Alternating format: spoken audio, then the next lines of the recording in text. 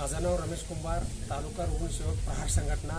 आमचे नेते बच्चू कडू साहेब, आमचे दैवत माननीय अजितभाऊ कुलकर्णी साहेब यांना या मंद्रुप ग्रामस्थ वतीनं मी विनंती करतो, जिल्हाधिकारी असू दे, बावनकुळे साहेब असू द्या, CM साहेब असू द्या, लोकप्रतिनिधी सुभाष बापू देशमुख असू द्या, त्या जे कोणी म्हणजे सगळा प्रयत्न करून इथं मंद्रुप अप्पर तहसीलदार ऑफिस आणले, चांगली गोष्ट आहे।